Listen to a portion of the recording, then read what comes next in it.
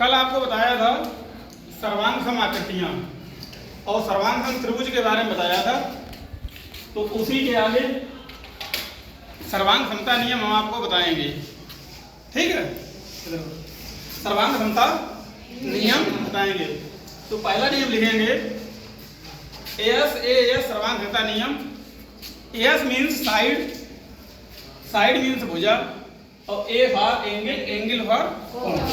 हाँ, तो इसे कहेंगे एस नियम, भुजा कोण भुजा सर्वांग समता नियम कहें, या एस सर्वांग समता नियम कहें। इस नियम के अंतर्गत क्या होता है देखें। यदि ये दो चित्र बनाए हुए हैं त्रिभुज के, यदि एक त्रिभुज के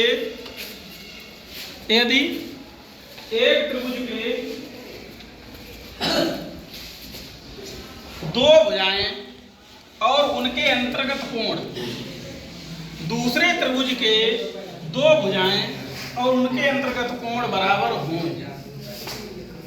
क्या कहा? यदि एक त्रिभुज के दो भुजाएं और उनके अंतर्गत कोण, दूसरे त्रिभुज की दो भुजाएं और उनके अंतर्गत कोण बराबर हों, तो वे दोनों त्रिभुज सर्वांग सम त्रिभुज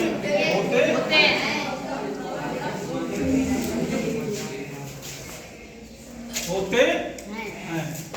त्रिभुज ABC बना लिया, त्रिभुज PQR बना लिया। इसमें AB भुजा को 4 सेंटीमीटर, BC को 5 सेंटीमीटर और कोण ABC बराबर 60।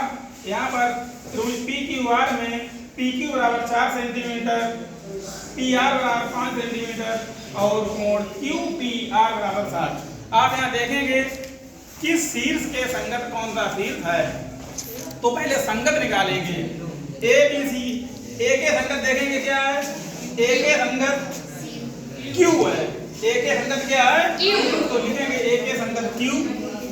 B पे 60 अंश का कोण बना है ना, यहाँ B पे 60 अंश का कोण बना है, तो B के संगत P है, तो लिखेंगे B के संगत P और एक बचा C के संगत हो गया। तो अब आप लिख देंगे त्रिभुज ABC के सर्वांग सम त्रिभुज कौन सा है, QPR। इसे आप ऐसा नहीं लिख सकते हैं त्रिभुज ABC के सर्वांग सम त्रिभुज PQR। त्रिभुज ABC के सर्वांग सम त्रिभुज PQR नहीं लिख सकते, ये गलत है। ये गलत है क्यों? क्योंकि A के संगत क्या है, Q है, B के संगत P है, C के संगत R है। इसलिए त्रिभुज ABC के संगत त्रिभुज ABC के सर्वांग सम त्रिभुज त्रिभुज ABC के सर्वांग सम त्रिभुज होगा QPR। तो आप लिखेंगे त्रिभुज ABC सर्वांग सम त्रिभुज QPR। ये आपका फर्स्ट नियम हुआ, जिसे कहते हैं भुजा कोण भुजा नियम।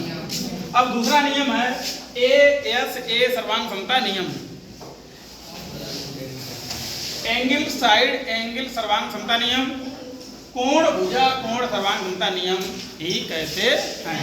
इसमें देखेंगे यदि एक त्रिभुज की, इसमें दो कोण हैं और उनके बीच में एक भुजा है। यदि एक त्रिभुज के दो कोण और उनके अंतर्गत एक भुजा, दूसरे त्रिभुज के दो कोण और उनके अंतर्गत भुजा बराबर हों, तो दोनों त्रिभुज सर्वांग सम त्रिभुज होते हैं। आप यहाँ देखेंगे त्रिभुज ABC मैंने बनाया, त्रिभुज PQR बनाया।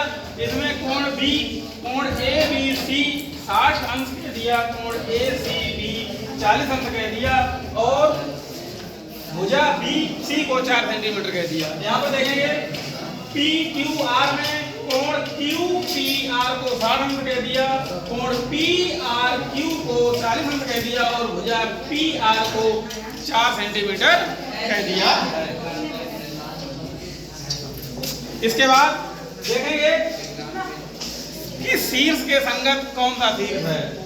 आप A के संगत देखो, यहाँ पर क्या है, यहाँ पर क्या है, A के संगत Q है, लिखेंगे A के संगत Q। B के संगत क्या है, B के संगत लिखेंगे P। C के संगत क्या है, C के संगत R लिखेंगे। तो त्रिभुज ABC सर्वांग त्रिभुज QPR।